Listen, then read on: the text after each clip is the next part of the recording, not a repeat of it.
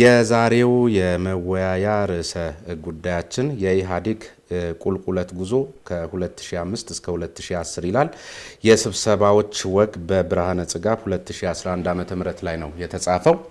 የዛሬው እንግዳይም እንግዲህ አቶ ብርሃነ ጽጋብ ይሆናሉ። የምንወያየው በመጽሐፉ የጀርባ ገጽ ላይ እንደተመለከተው በዋናነት ከኢህአዴግ ከፍተኛ አመራር ከጊዜ ወደ ጊዜ ለምንና እንዴት ተዳከመ የሚለውን ነጥብ በዋናነት እናያለን። በተለይ ከ2005 እስከ 2010 እስከ ለውጡ ዋዜማና እስከ ኢህአዴግ ምክር ቤት አዲሱ የለውጥ አመራር የኢህአዴግን ሊቀመንበር እስከ መረጠበት ለተቀን ድረስ ያለውን ማለት ነው። ከዚያ ባሻገር የድርጅቱ ቁንጮ መሪዎችም ስለ ድክመታቸውና የድርጅቱ ጉዞ የቁልቁለት ጉዞ ምን ይሉ ነበር የሚለውን በመካከላቸው የነበረውን ግንኙነት እንደዚሁም ደግሞ ቁርጠኝነታቸውን ማን እንቅፋት ነው ማን የለውጥ ኃይል ነው የሚሉ ማአት ጉዶች የተዘረዘሩበት መጽሐፍ ነውና እነዚህን ጉዶች በተለይ አሁን ካለው የኢህአዴግ የለውጥ አመራር አኳያ ትምህርት ሊወስድባቸው የሚገቡ ነገሮችን ትምህርት ለማግኘት በሚያስችል አቅጣጫ ከዚያም ባሻገር ደግሞ አሁንስ ኢህአዴግ ምን ላይ ነው እቺ ሀገርስ ያላት ተስፋ ምንድነው የሚሉ ነጥቦችን እያነሳን የምንወያይና አንዳንድ ጉዳዮችም ደግሞ በተለይ ጸሐፊውን አቶ ብርሃነ ጽጋብን በእርግጥ እንዳሉት ነው ወይ የሚሉም ነጥቦች አንስተን የምንወያይ ነው የሚሆነው። ስሜነህ ባይፈርስ ነኝ። አብራችሁኝ ቆዩ። እንኳን ደህና መጡ አቶ ብርሃነ ጽጋብ። የመነሻ ጥያቄ ሊሆን የሚገባው ይሄ መጽሐፍ የኢህአዴግ የቁልቁለት ጉዞ ነው የሚለው የስብሰባዎች ወግ ነው። ነገር ግን በውስጡ በአብዛኛው ህወሓት ነው የሚነሳው። ስለዚህ ከርዕሱ ጀምሮ የኢህአዴግ የቁልቁለት ጉዞ ተብሎ መጻፍ አለበት ወይ ነው ወይስ ሰዎች እንደሚሉት ሌሎቹን ተለጣፊ አድርጎ ህወሓት በራሱ ኢህአዴግን ይወክላል ማለት ነው? ይሄ መብራራት መቻል አለበት። በጣም አመሰግናለሁ። እንዳልከው በመጽሐፉ በብዛት የሚያነሳው የህወሓት አመራርን ነው። የህወሓት አመራር የተነሳበት ምክንያት ሁለት ነገሮች ናቸው። አንዱ ህወሓት ላይ አመራሩ ላይ ያየናቸው ችግሮች በሶስቱም የኢህአዴግ አባል ድርጅቶችም ያሉ አመራሮች የሚታዩ ናቸው። ስለዚህ በኢህአዴግ ምክር ቤትም በኢህአዴግ ጉባኤም የሚነሱት ህወሓት አመራር ላይ የሚታዩ ችግሮች ተመሳሳይ ናቸው እና ዝርዝር ባለመልኩ እዛ ቢነሳ ለነዛ ይመለከታል ነው። እንደሚመለከትም በሌሎች መድረኮች የኢህአዴግ መድረኮች አይተናቸዋል ማለት ነው መጽሐፉ ላይ። ሁለተኛው ግን ያው የእውቀት አድማስ ነው። ዋነኛው እሱ ነው። እኔ የህወሓት ማዕከላዊ ኮሚቴ በነበርኩበት ሰዓት ስለሆነ መጽሐፉ ላይ የተዘረዘረው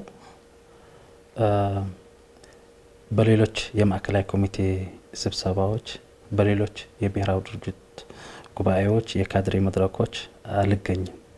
በብዛት የምገኝበት የህወሓት ማዕከላዊ ኮሚቴ፣ የህወሓት ጉባኤ እና ሌሎች ወሳኝ መድረኮች ናቸው። የኢህአዴግ ምክር ቤት የኢህአዴግ ምክር ቤትና የኢህአዴግ ጉባኤ የሚገኙ ነገሮች ደግሞ ኢህአዴግን እና ሌሎች ሶስቱም ብሔራዊ ድርጅቶችም በዝርዝር ተቀምጠዋል እና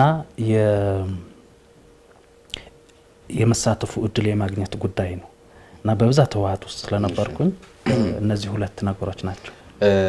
ስለዚህ የዚህ አጋጣሚ የፈጠረው ጉዳይ ከሆነ በተለይ ያልተሳተፍክባቸውን ጉባኤዎች ጭምር እዚህ የምታነሳቸው ነገሮች አሉና ሌሎቹም በዚህ መንገድ የተገኙ መረጃዎች ሊሆኑ ይችላሉ ከሚል መነሻ ተአማኒነቱ ላይ ጥያቄ ሊያስነሳ አይችልም ወይ?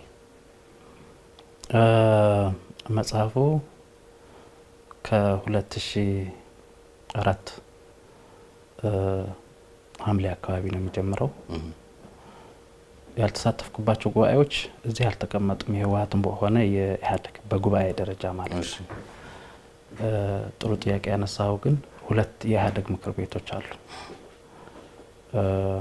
ከ12 የኢህአዴግ ምክር ቤቶች ውስጥ እኔ ያለው በአካል የተሳተፍኩባቸው ናቸው። ሁለት የኢህአዴግ ምክር ቤቶች ግን አልተሳተፍኩም። አንደኛው እንዳየኸው አቶ ኃይለማርያም ደሳለኝን ሲመረጡ ማለት ነው 2005 መጋቢት ነው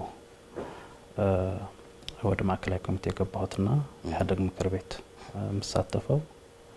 ግን አንድ ስብሰባ አለች አቶ ኃይለማርያም ደሳለኝና አቶ ደመቀ መኮንን ሊቀመንበርና ምክትል ሆነው ሲመረጡ የዛኛው ፒክቸር ያው ማዕከላዊ ኮሚቴ ሆነ ቀርቶ በውጭ ያለው የሚያውቀው ኢንፎርሜሽን ነው። ግን እዛ ከተሳተፉ ከብዙ ሰዎች በቂ መረጃ አግኝቻለሁ። በቂ የሚባል ማለት ነው ከአንድ ሁለት ብቻ ሳይሆን ከብዙ ብሔራዊ ድርጅቶች እና ማዕከላዊ ኮሚቴዎቹ ያው አብረን ስለተቀላቀል ስለዚህ ታማኝ በቂ መረጃ ነው። ማንም የሚክደው ነገር አይደለም። እዛ የነበረው የምርጫ ሂደትና እዛ የነበረው ሁኔታ። ሁለተኛው ከማዕከላዊ ኮሚቴ ህዳር 2010 ነው የወጣሁት። የነ ዶክተር አብይ ምርጫ ደግሞ መጋቢት 2010 ነው። ስለዚህ እዛች ያለችው የምክር ቤት ስብሰባም አልተካፈልኩም። ግን ቅድም እንዳልኩ እዛ የነበሩ የወራት ልዩነት ነው የነበረና ከሁሉም በሚባል በቂ መረጃ በቂ ኢንፎርሜሽን አግኝቼ ነው የጻፍኩትና እዚሁ ጋር አንድ መነሳት ያለበት መጽሐፉ በራሱ የቃለ ጉባኤ ቅርጽ ነው ያለውና ምናልባት ከበቂ በላይ መረጃ አግኝቻለሁ ሲሉኝ ቃለ ጉባኤዎቹንም ጭምር አግኝተው ይሆን? ቃለ ጉባኤዎቹ ሌሎቹ ሙሉ ቃለ ጉባኤ አለ ከድርጅቱ ሳይሆን በባህሪ ያንዳንዱ ነገር ለመማር መጀመሪያ ላይ ያው አገር እየመራን ነው ከ100 ሚሊዮን በላይ ህዝብ ኃላፊነት ይዘ ውሳኔ እየሰጠህ ነው የአገር አመራር ነህና ያንዳንዷ ነገር በቃለ ጉባኤ ሊባል በሚችል መልኩ ዶክመንት ያረኳቸው ናቸው። በ5 አመት ተኩል አካባቢ ከ10 በላይ የኢህአዴግ ምክር ቤት ስብሰባዎች አሉ። የማዕከላዊ ኮሚቴ ከዛ ይበልጣሉ። ጉባኤዎችም 2 ጊዜ ተካሂደዋል 2005 እና 2007 እነዚህ የራሴ ናቸው። ቅድም ያነሳው ጥሩ ጥያቄ ግን የመጀመሪያዋ 2 የኢህአዴግ ምክር ቤት ስብሰባዎች እዛ ስላልተሳተፍኩኝ እንትኑ ቃለ ጉባኤ ሰነዱም አልያዝኩም። ግን እዛ የተሳተፉ በዝርዝር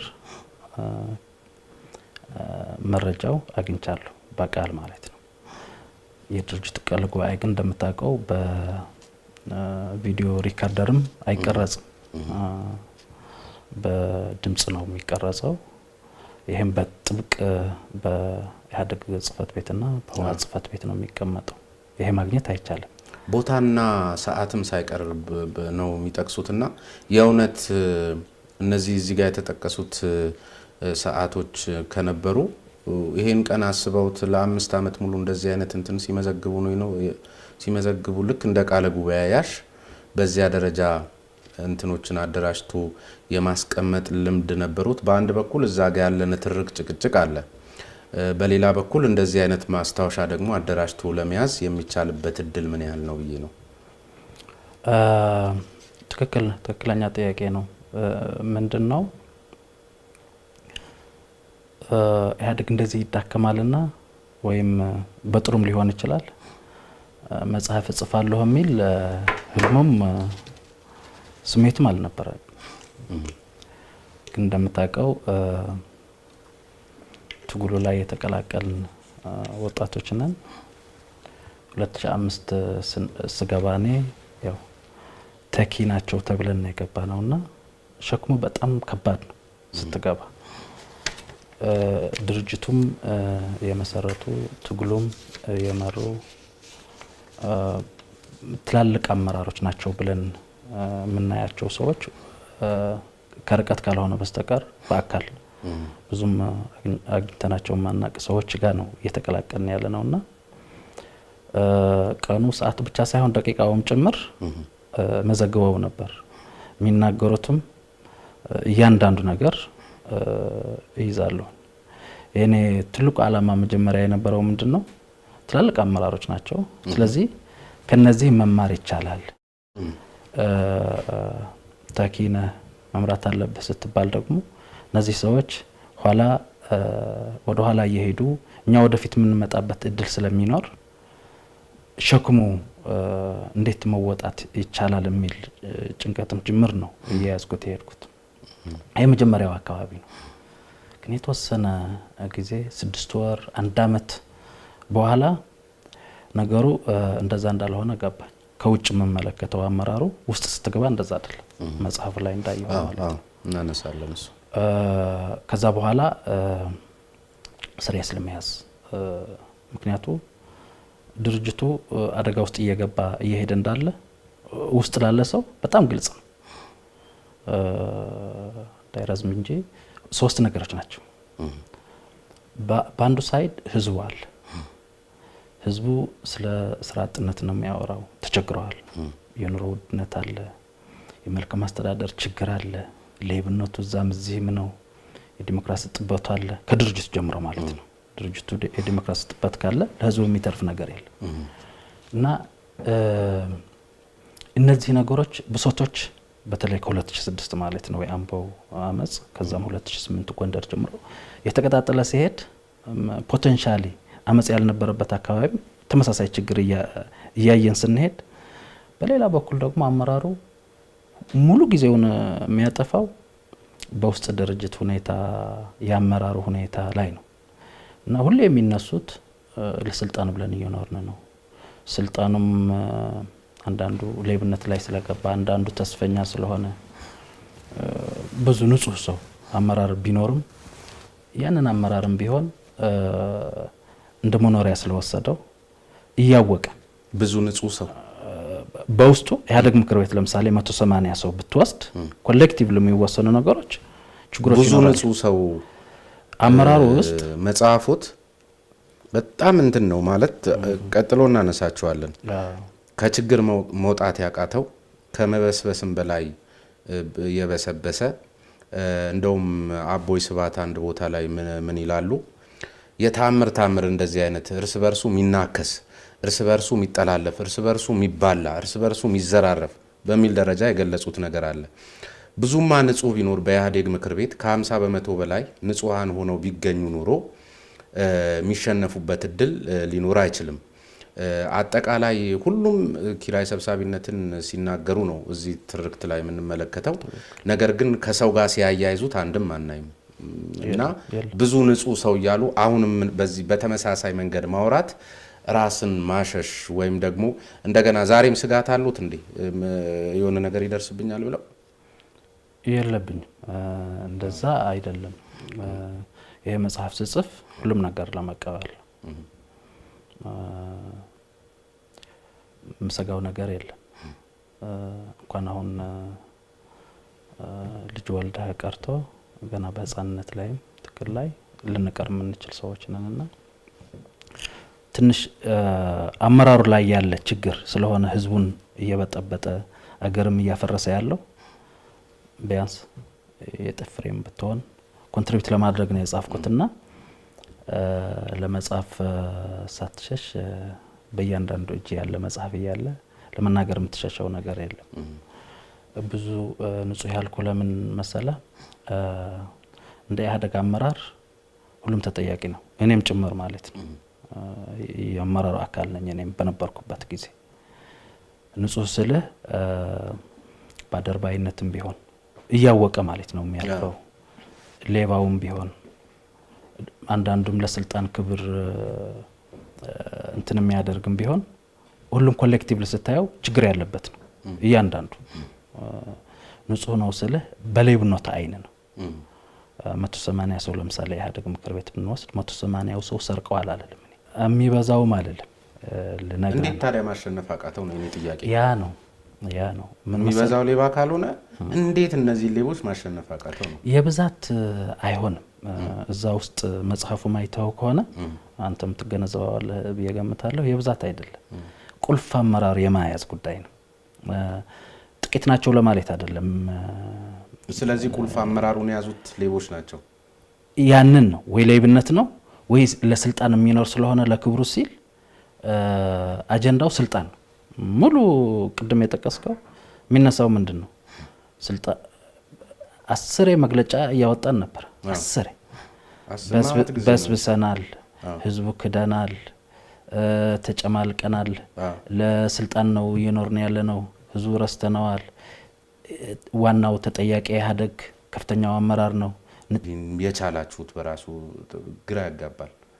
ትክክል ነው። ከባድ ነው። እንደሰው ከባድ ነው። አሁን እንደምታውቀው አመራሩ ሂዶ ወደ ግሉ ነው የገባው። ስልጣን ስንል ስለ ግሉ ነው እያወራ ያለው። አሁን ስልጣን ህዝቡን ለማገልገል እንደ ፖለቲካ ፓርቲ እንደ ፖለቲከኛ ስልጣን መፈለግ ነውር አይደለም። ግን ስልጣኑ እየተፈለገ ያለው ህዝቡን ለማገልገል ህዝቡን እንደ አንድ አይተ በዘርም በምንም ሳትለያይ ለማገልገል ሳይሆን ስልጣኑን ለመያዝ በግልህ ነው። በግል ሲባል ቅድም የጠቀስናቸው ናቸው። አንዳንዱ ሌብነት ውስጥ ገብቷል። ስለዚህ ትልቅ የቢዝነስ ኤሪያ ሆኖለታል ማለት ነው። ስለዚህ ሊጨምርም የሚፈልግ ሊኖር ይችላል። መጨመርም ብቻ ሳይሆን ያ ቀድሞ የወሰደውም ቢሆን ከስልጣኑ ገለል ካለ እንዳይጠየቅ ስልጣኑ እንደ ፕሮቴክሽን እንደ መከላከያ ወስዶት ሊሆን ይችላል። ቅድም ያነሳሁልህ ደግሞ ብዙም እዛም እዚህም ያላለ ሰው በሌብነቱ ላይ ግን አንድ ነገር ከተናገረ ድጋፍ ካልሰጠ ሌብነት አለ እንደዚህ አለ ብሎ እጁ መጽሐፉ ላይ ቅድም ያነሳው ለምሳሌ ብዙ ይወራል ግን አንድም ሰው ሲጣበቅ አታየው። ከስር ያለው አመራር አባል ነው የሚባረረው፣ በህግ የሚጠየቀው፣ ምንም ይደረገው። እዛ ላይ ተጠያቂዎችና እንደዚህ አይነት ችግር ሁሉም ኃጢአት፣ ጸረ ዲሞክራሲ አለ፣ ክራይ ሰብሳቢነት አለ፣ ሙስና አለ፣ ጠባብነት አለ፣ ትምክህት አለ፣ የማይባል ነገር የለም እንላለን። ግን ማን ነው ስትል ግን አይገኝም። ቅድም ያልኩ ነው። አሁን እነዚህ ብዙም እዛ ቀለል ያለ ችግር ያለባቸው ሰዎች አንድ ሰው እጃቸው ከሰነዘሩ የሚለቃቸው ሰው የለም። እዛ ስብሰባ ላይ ደስ ብሎት ጥሩ ነው ምናምን ያለ እንደዛ አይነት ታያለ። በሩ ከወጣ በኋላ ግን የሚለቅ ያለ ድምጽ በሌለው መሳሪያ ነው የምታቸው እና ይሄ የሚያውቅ ሰው ዝም ይላል እና ይሄ ነገር እያየህ ቅድም ያነሳው ለጤናም እርካታም የለም፣ ጭንቅ ነው ሁሉ ጊዜ። ከዛ በላይ ደግሞ ቅድም ያነሳውልህ ህዝቡ ላይ መሰራት ያለባቸው አንሰራ።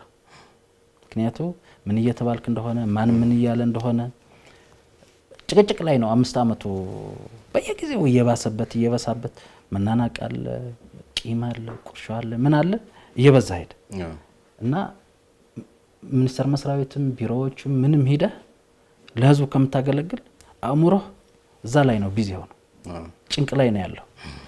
የህዝቡ ብሶት ደግሞ እየተባባሰ ነው እና የውጭም የውስጥም ስርዓቱ ለመጣል የሚፈልግ ደግሞ እየተጠቀመ እና ሶስቱም እየተመጋገቡ ነው የሚሄዱት።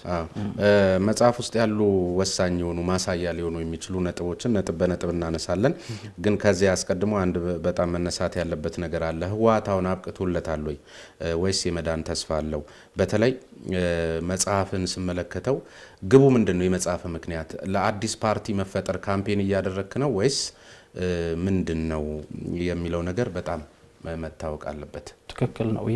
እኔ ያሰብኩት የመጽሐፉ ዓላማ 2 ናቸው። አንደኛው ህወሓትም ሆነ ኢህአዴግ በእኔ እምነት ሌላ አማራጭ ስለሌለን እንዳገር ማለት ነው። ተኪ ፓርቲም በደንብ እንትን ባላረግንበት ጊዜ የፓርቲ ቻነል ነው እንደ ተቋም ሆኖ የቆየው። ተቋሞች አልገነባንም። የትም ቦታ ለመሻገርም ከታሰበ የኢህአዴግ አመራር ችግር ለመፍታትም ባይቻል ግን እንደ ሀገር እንደ ህዝብ ለመቀጠል አስፈላጊ ነው ብዬ አምናለሁና የመጀመሪያው ዓላማ ምንድነው? ኢህአዴግም ሆነ ህወሓት ለመሻሻል ዜሮ ናቸው ብዬ አላስብም። አሁን ለመዳን ዜሮ ናቸው ብዬ አላስብም። 5 አመት ያልዳነ ቁስል እንዴት አድርጎ ወደዛ ልመጣልህ ነው። ዓላማው ልንገርህና እና ስለዚህ መልሰው ቢያዩት አሁን ከፍተኛ አመራሩ ኢህአዴግ ምክር ቤት አይተው ከሆነ ብዙ አዲስ ይገባል፣ ብዙ ምክር ቤት ውስጥ ማለት ነው። ስለዚህ አባሉም አለ ኢህአዴግም ህወሓትም ብዬ የማስበው ቁልፍ አመራሮቹ ቁልፍ ቢሆኑም ግን አላማው ነው፣ ሀሳቡ ነው።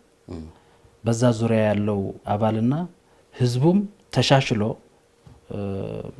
የተሻለ ጉዞ እንዲሄድ የሚያስብ ህዝቡ ነው እና ይሄንን በትንሹም ቢሆን ቢያዩት ለማሻሻል የሚደረግ ችግሮች ለመቅረፍ የሚደረግ ትግል በተሻለ ሁኔታ ይቀጥላል ከሚል መነሻ ነው አንዱ ዓላማ፣ የኔ ዓላማ ማለት ነው እንጂ ለማጋለጥም እዛ ያሉ ሰዎችም ለማንሳትም ፍላጎት አልነበረብኝም። ግን ኮንክሪት ካላረከው ደግሞ ዝም ብለህ ሀሳብ ብቻ ብታስቀምጥ የራስህ ኦፒኒየን ነው የሚሆነው። እንዳለ ይቅረብና ሰው ቢያየው ለማሻሻልም ጥረት ያደርግ ይሆናል ብዬ ከማሰብ ነው።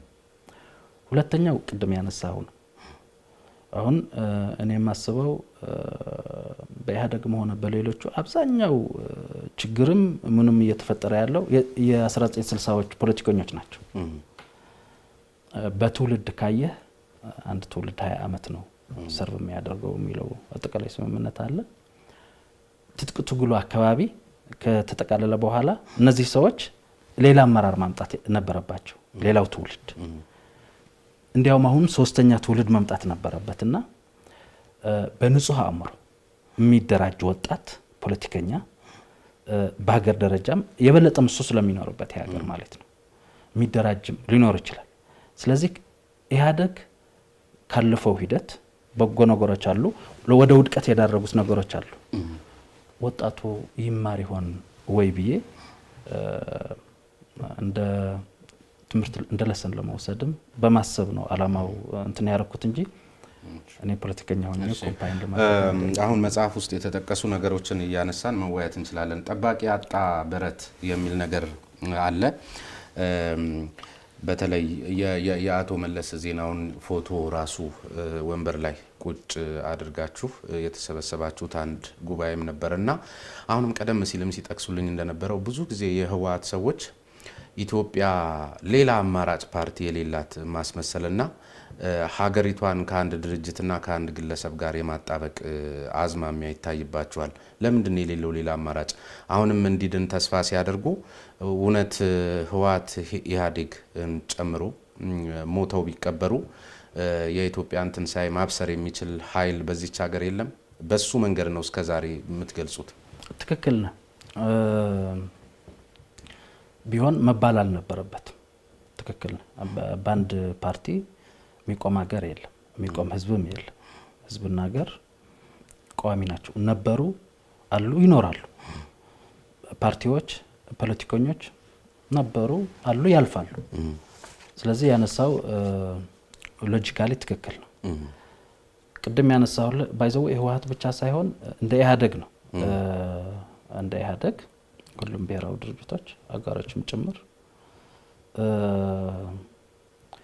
በአሁኑ ወቅት የኢህአዴግ አንዳንድ አክቲቪስቶችም የምታውቃቸው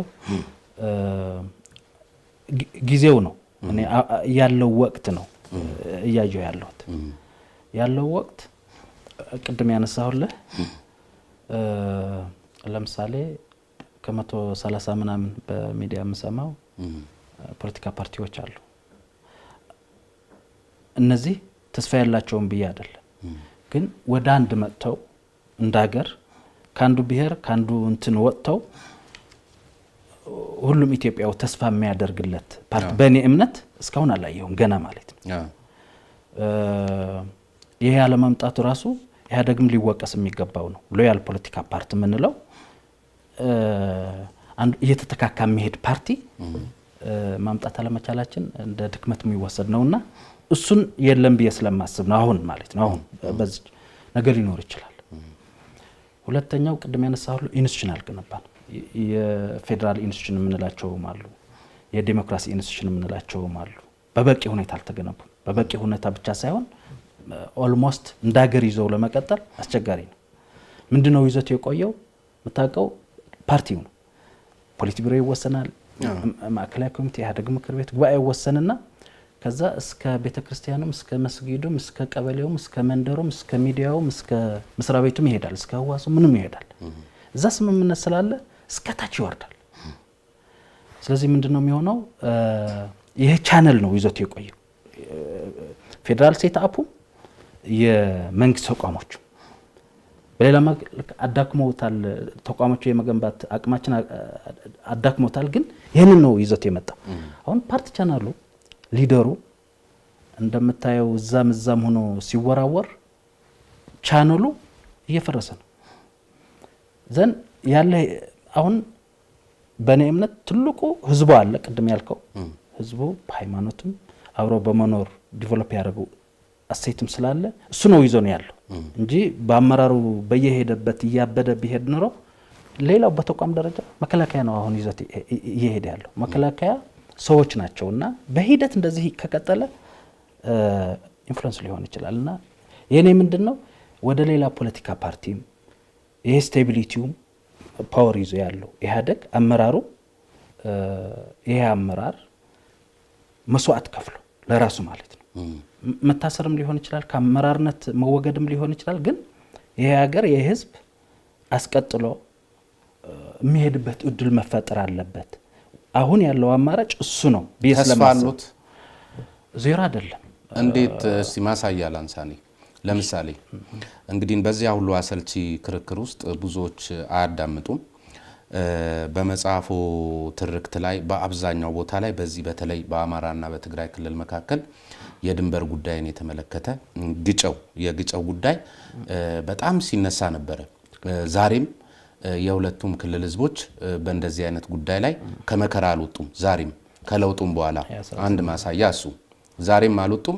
በሱ ጉዳይ እንታኮስ በሚል ደረጃም በመግለጫ ጫጫታዎች እያየን ነው። አንድ እንግዲህ ከዜሮ ላሉኝ ነገር ማሳያ መጥቀሴ ነው።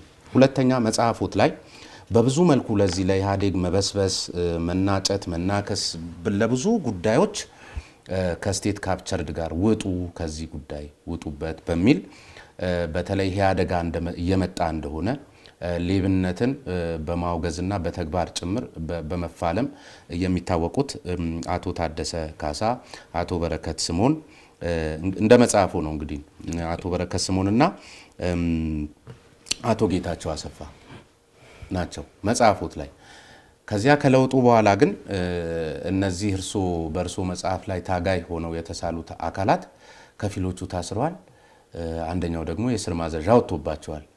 ስለዚህ አሳሪውም ይኸው በኢህአዴግ የሚመራው መንግስት ከሆነ የስር ማዘዣ አውጪውም ይኸው በኢህአዴግ የሚመራው መንግስት ከሆነ እነዚህ ሰዎች ወይም ደግሞ እርሶ ሲጠቅሷቸው የነበረው አካላት የመዳን ተስፋቸው ሳይሆን ደጋግመው የመሞት ተስፋቸው ነው የሚበለጽገው ብሎ